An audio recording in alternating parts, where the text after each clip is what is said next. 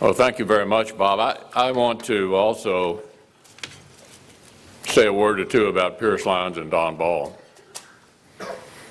In my line of work, I get to meet a lot of extraordinary people who've made huge differences in one way or another in our state and in our country.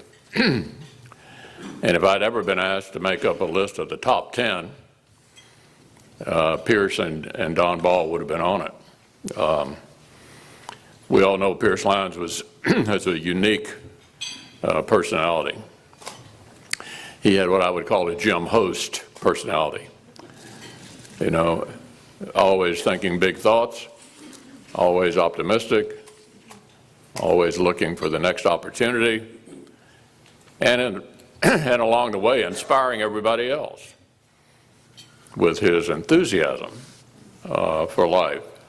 Truly an extraordinary individual and a great loss for Central Kentucky. I first met Don Ball when I was out at the UK Law School. I had a part-time job with him. And only some of you old-timers would remember that Don actually was in the state legislature for 3 terms way back in the 60s. He was actually the Republican leader of a fairly insignificant band of minority Republicans in the State House. And but he and Myra had already started the business, and I needed a little extra money, and so I hung around Ball Holmes for a couple of years in law school. I didn't really have anything much to do there. He was just gave me an opportunity to act like I was busy and make a little extra money, and also watch Don and Myra as they began to expand that extraordinary business. He decided he didn't like politics all that much, so he retired after 3 terms and became what all of you have witnessed over the years. Really an extraordinary couple with big hearts. And so as I think about both these fine individuals, they're a big loss for Central Kentucky and for me personally as well. I'm often asked what being the Majority Leader of the Senate is like. The best answer I've been able to come up with is it's a little bit like being the groundskeeper at a cemetery. Everybody's under you, but nobody's listening.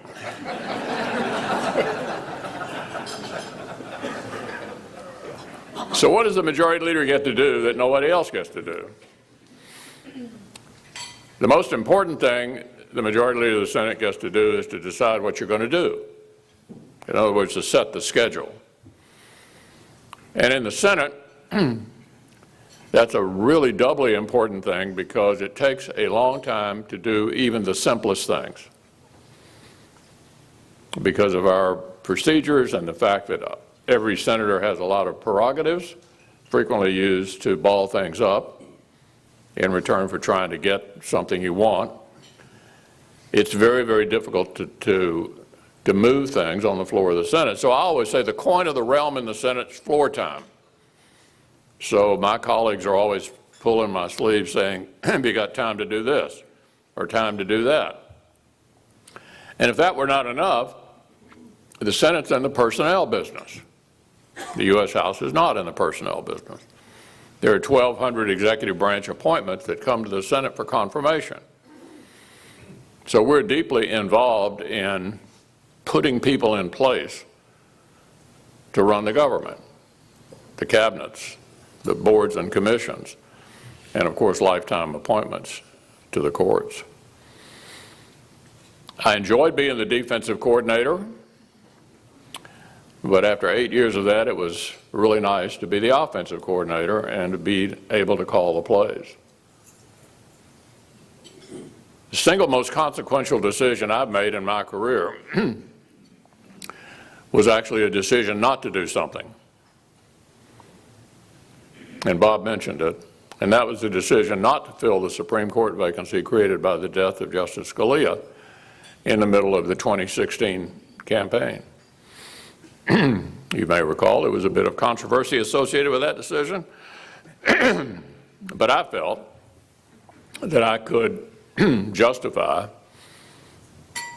not filling the vacancy in the middle of a presidential campaign. And there was a lot of discussion about it, a lot of back and forth. In the end, it was a decision that I felt good about. And at the time I made it, I thought in all likelihood Hillary Clinton would be making the appointment anyway. So it wasn't like I was totally confident there was going to be some Republican advantage to come out of it. To the president's credit, he sure didn't blow the opportunity. And Neil Gorsuch was, I think, the most outstanding circuit judge in America, and he's now on the Supreme Court. So as I look back over the last now 14, 15 months under this new administration, it may surprise some of you when I say if you're similar to me and would prefer to see the country kind of right of center, which may not be everybody in the room, but for those of us who would rather see America right of center, the last year and a half have been the best year and a half of the 3 decades I've been in the Senate. Surprising. With a guy in the White House who was doing fundraisers for Chuck Schumer a few years ago, it would have been hard to predict exactly what this administration was going to be like. So what I try to do is, with every decision I make, to try to move the country right of center. So let's go back and look at the last 15 months, starting with the Gorsuch appointment. We also had a number of vacancies to the circuit courts. And for those of you who are not deeply steeped in the American legal system, the circuit courts are one step below the Supreme Court, and that's where most federal cases end up. Not at the Supreme Court, just a fraction of cases make it all the way to the Supreme Court. Last year, we confirmed 12 members to the circuit courts. 2 of them from Kentucky. We're in the 6th Circuit with Tennessee, Ohio, and Michigan. 12 circuits. You're probably wondering what that means. That was the most circuit judges confirmed in the first year of any president since the circuit courts were created in 1891. So in allocating floor time, you are forced, in a place where floor time is the coin of the realm, to make decisions about what's really important. And so what I've concluded is the single most significant thing I can do with our floor time is to make long-term appointments to the courts that will last far beyond this administration. What kind of people is the president sending up? Rather young and conservative. Now, when I say conservative as applied to a judge, don't be confused. What I'm saying is he is sending up the kind of people who believe the job of the judge is to apply the law as it's written or as the Constitution seems to dictate, rather than being result-oriented. Scalia used to say, if a judge is not occasionally unhappy with the result he reaches, he's not a very good judge. Because the law and or the Constitution dictated a different outcome. So one of the great debates between the two parties over the years are, do you want activist judges who sort of seek the result no matter what the law seems to dictate, or people who are more restrained and who view the job of a judge more narrowly, thereby deferring to the elected officials to make the law. And those are the kinds of people, the kind of men and women that the president's been sending up and we've been confirming. If you look back at the last 8 years, I think one of the storylines of the Obama years was America underperforming. One of the biggest reasons we were underperforming, in my view, was excessive, really excessive overregulation of just about every aspect of the American economy. As I would move around the country, which I do fairly often in this other job that I have over and above the one you all elected me to, the biggest complaint I would get from people who are employing folks was overregulation. A good example of that, Luther Deaton sitting here, was Dodd-Frank. But beyond legislation that was passed, just aggressive regulation, not necessarily as a result of any new legislation, but a kind of attitude among regulators that their job was there to help you do your business. And boy, did they. So what have we done in the last year and a half? 15 times we've used something called the Congressional Review Act, which had only been used once in history, which is an opportunity within 100 days of a regulation to repeal it, subject to the president's signature. So 15 uses of the Congressional Review Act versus one in history. Which brings me then to the tax bill. The other big burden is our awful tax code with one of the highest corporate tax rates in the world. And so we tackled it. I had just gotten there when we did this the last time. In my view, this tax bill was much better than the one we did in the 80s. Much better. Lowering corporate rates, lowering rates for pass-throughs, and many of you are pass-throughs. You pay taxes as individuals, not as corporations. The response out across the country has been quite heartening. I mean, it's one thing for people like me to stand up and say, wasn't tax reform great? It's quite another to learn, as I just learned from Luther, the various things they're doing in their business to make life better for employees and to make the company more solid. And so it's just been a kind of a constant announcement, one after another, of pay raises, bonuses, contributions to retirement accounts, charitable contributions, on and on and on, of all Americans taking advantage of this tax relief to do good things for this country.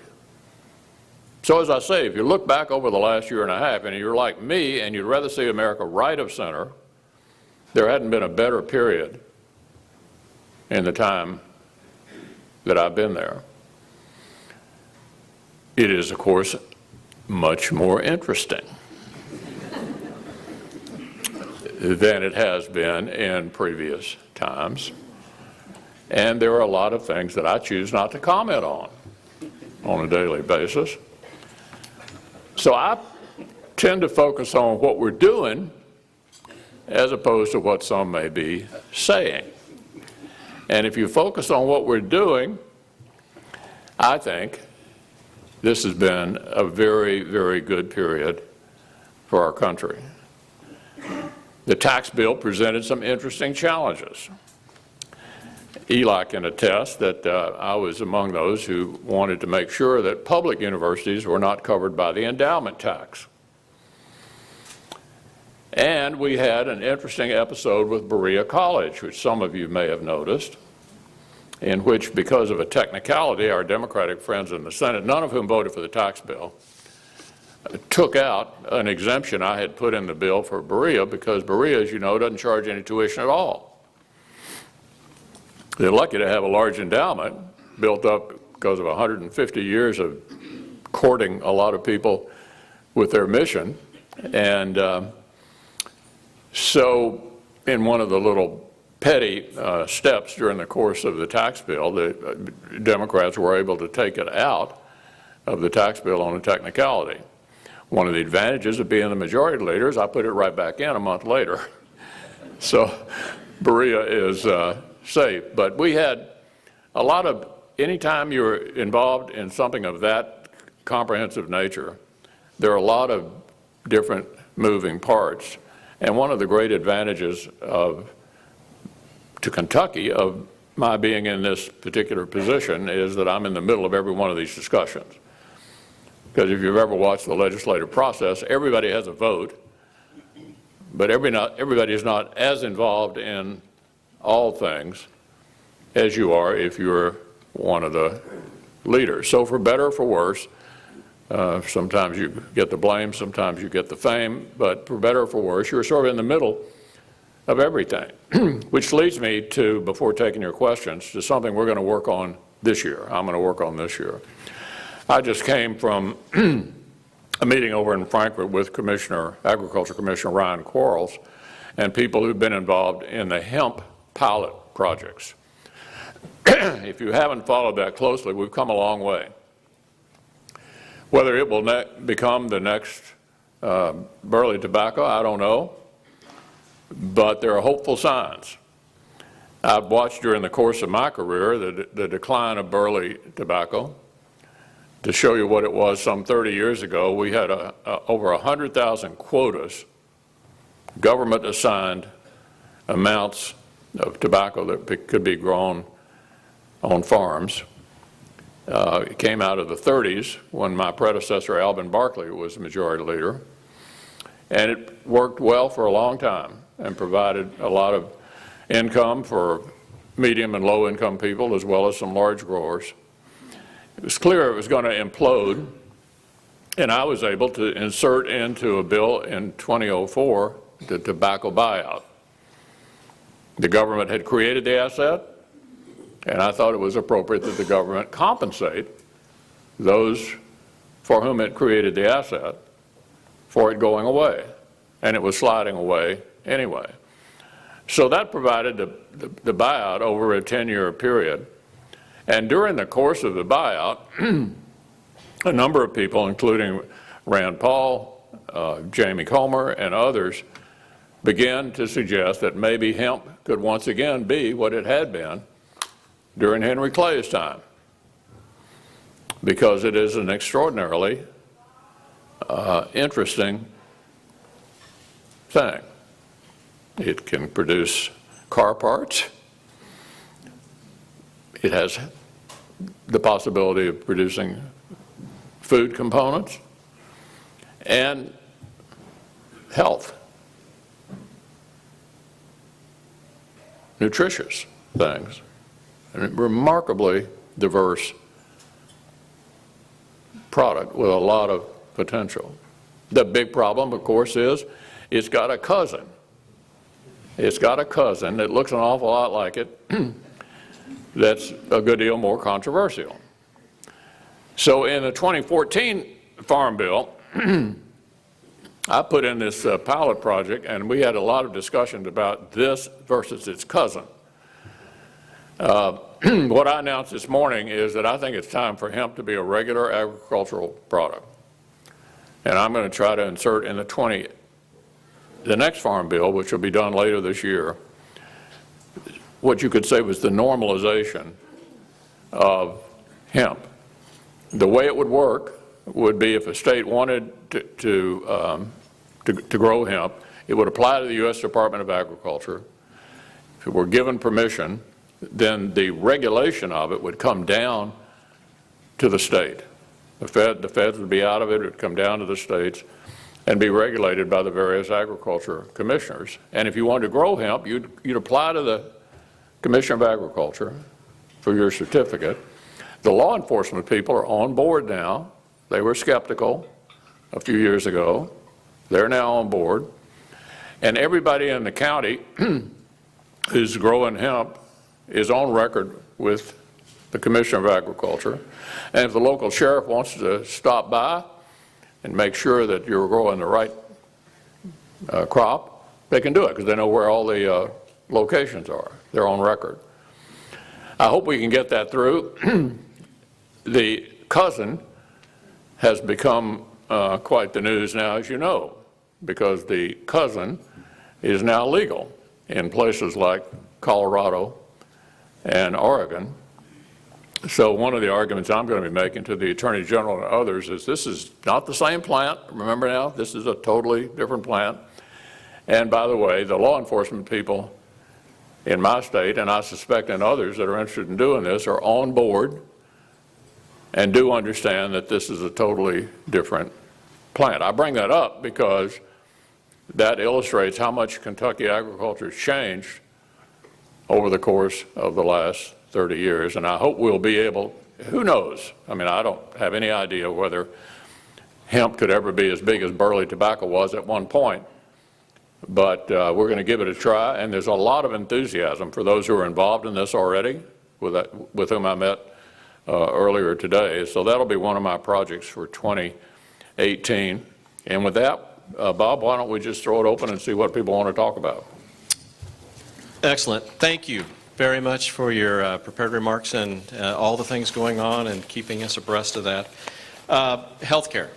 It's not going away. It's something that we hear every day. The cost, reform, and all that. Can you give us an update on where you think that's all heading? And then specifically, I had a question: will the Senate be addressing the cost of prescription drug prices for aging Americans?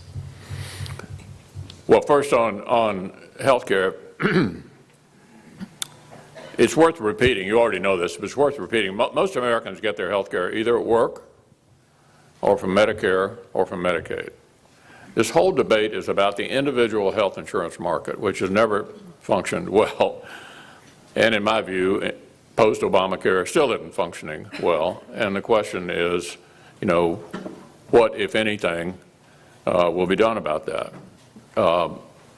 I think we're going to have to continue to wrestle, no matter whether we were for or against Obamacare. We're going to have to continue to wrestle with how to make the private health insurance market work better. It's roughly 18% of the country, and honestly, right now, I can't tell you how we're going to do that. We're still arguing over that.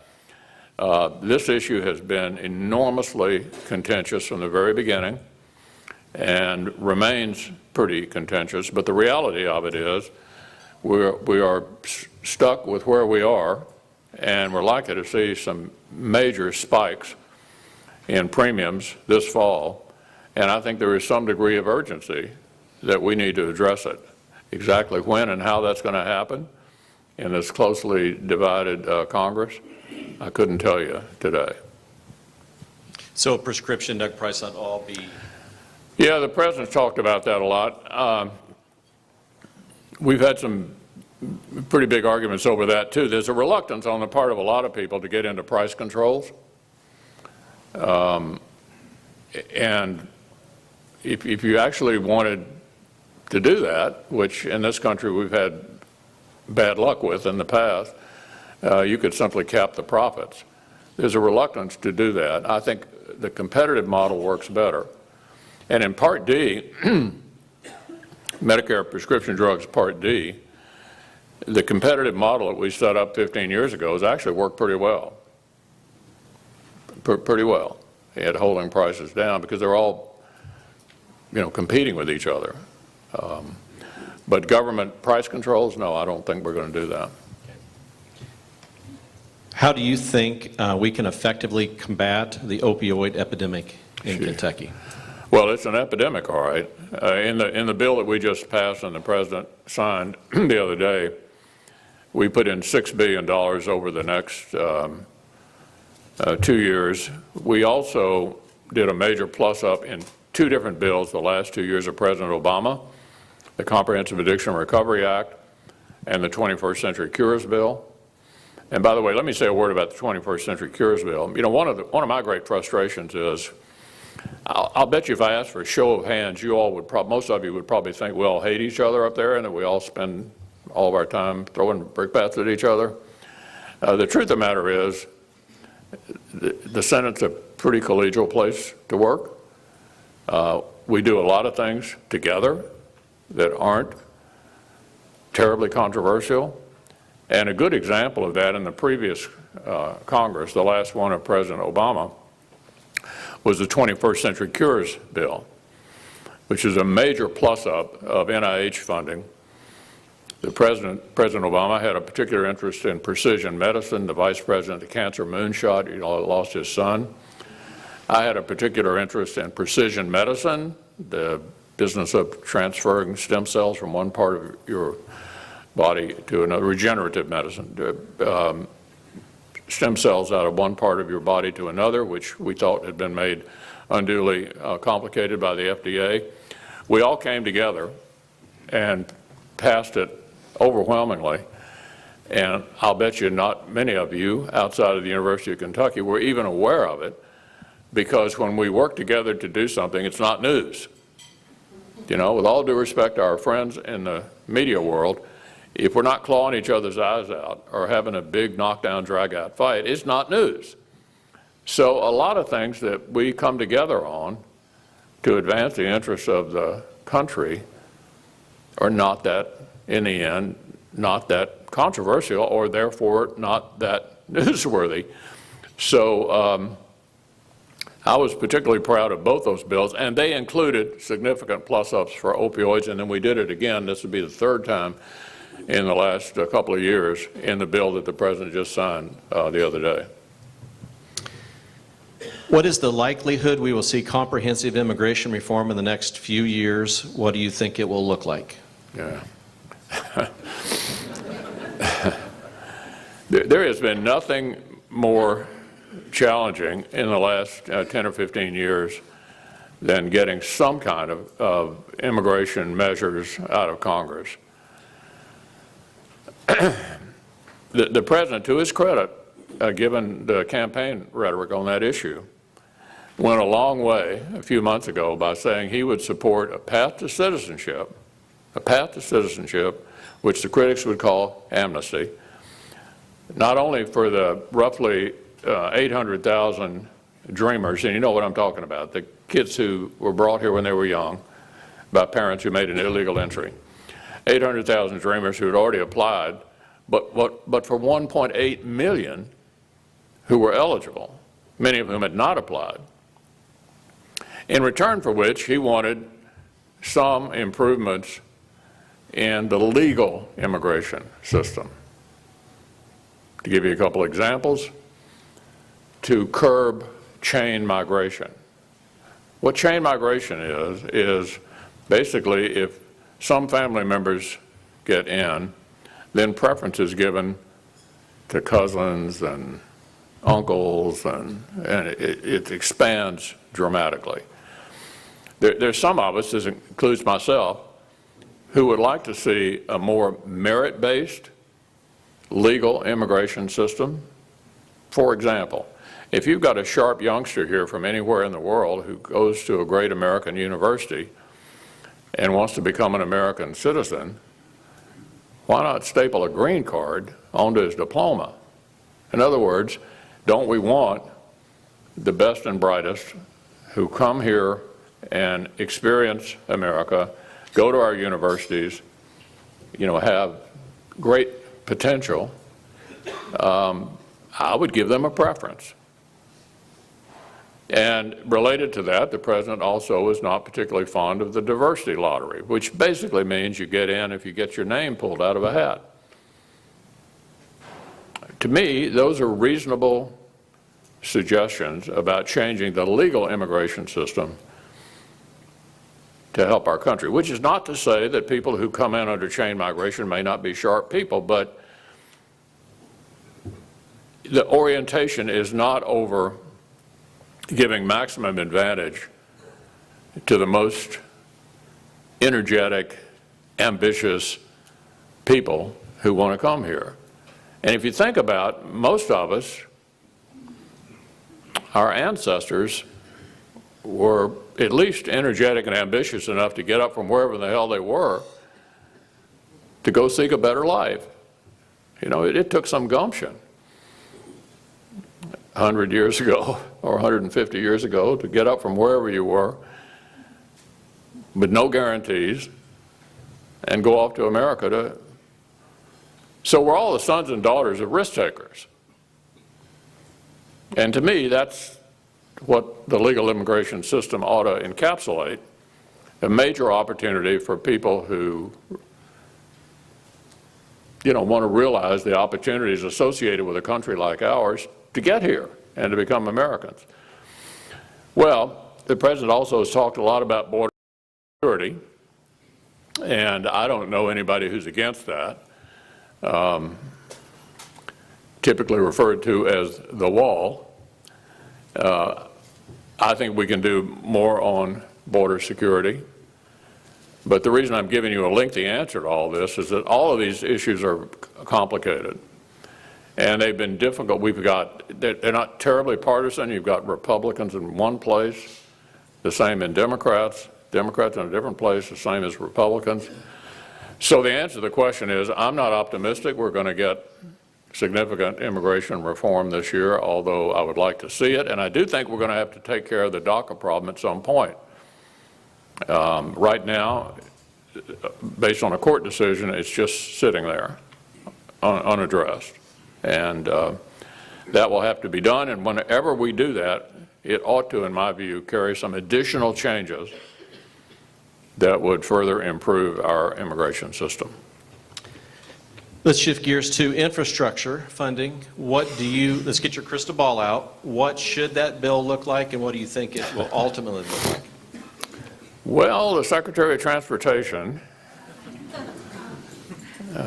mentions the issue occasionally. Here's the dilemma with infrastructure. If you're going to have a really bold proposal, you have to have a credible way to pay for it.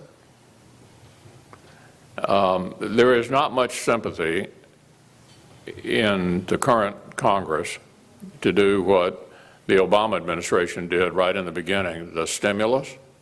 It was a $900 billion package of borrowed money to try to stimulate the economy. I don't think it produced much.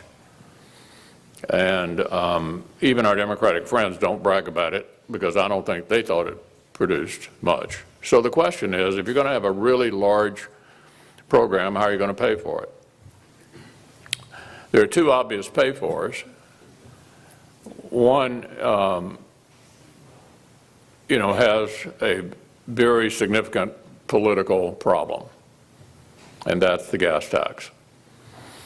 The gas tax, one could argue, is the best way to pay for it because the users pay for it. The other way of looking at the gas tax is that it's quite regressive. I have a friend who used to run a fast food company in our country, and he was remarking a couple of years ago that when gas prices went straight down, remember when they just tanked, went straight down? He said his sales went straight up. These are people who were living paycheck to paycheck, and when the gas prices went down, it was like a tax cut. They went straight to his fast food restaurants and drove the prices up. So the gas tax is very sensitive to what typically these days would be called the Trump voter. So I noticed that nobody in the administration is talking about raising the gas tax. Then there's the issue of tolls. You all are familiar with the controversy over tolls up in northern Kentucky related to the rebuilding of the Brent Spence Bridge. Senator Schumer, my counterpart, tells me he doesn't like tolls. I found that curious because I didn't think you could get around the corner in New York without paying a toll. So those are the two revenue sources, and so far nobody has picked up either one of them. So in the comprehensive spending bill that the President signed the other day, there's $20 billion, which is far short of what was envisioned, that we will spend $10 billion this year and $10 billion next year on infrastructure. My assumption is that'll come down to state departments of transportation, just like the gas tax. But that's a far distance from the comprehensive. And I think the reason we haven't had a more definitive announcement of the comprehensive is the challenging question of how do you pay for it?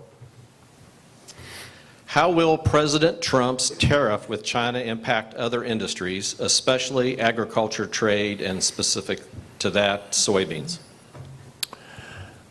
I'm not a fan of tariffs. I've supported every free trade agreement we've had.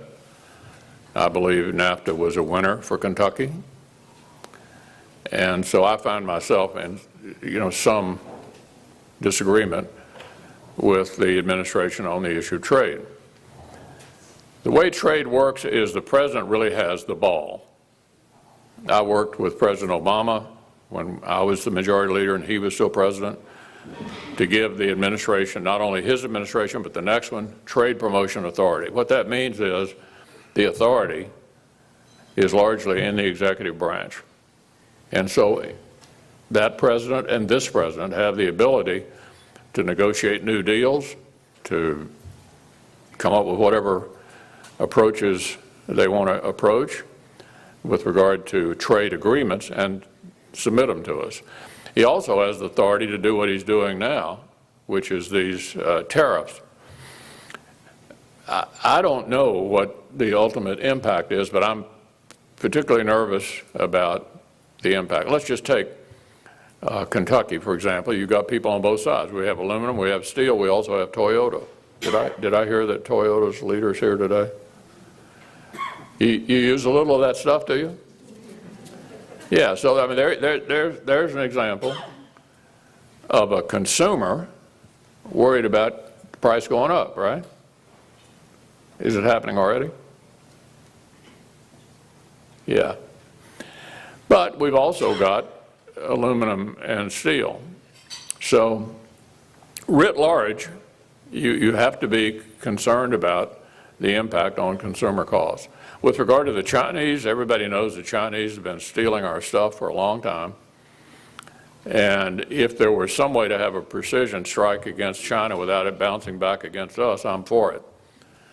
But they're also a huge purchaser of our agricultural products, huge.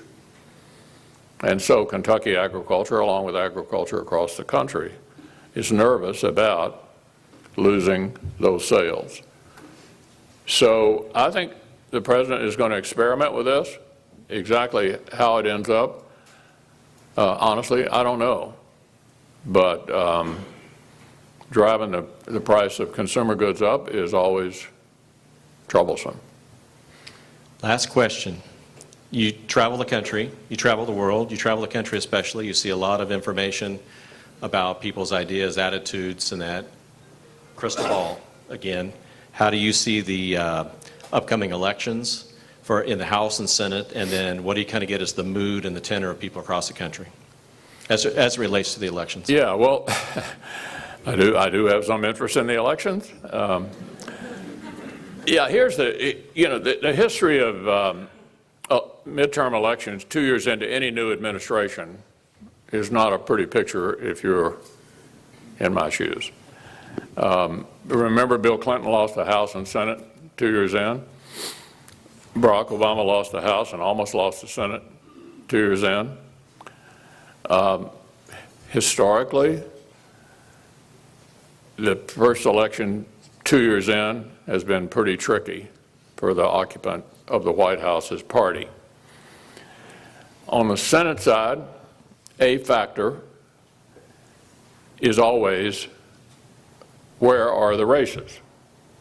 Remember now, in the Senate, only a third of the Senate's up every 2 years. Only a third. 100% of the House every 2 years. So, a third of the Senate is up. And so you look at where are the races.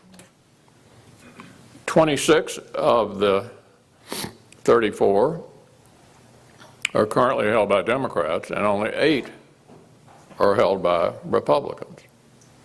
So you'd say, well, pretty good odds.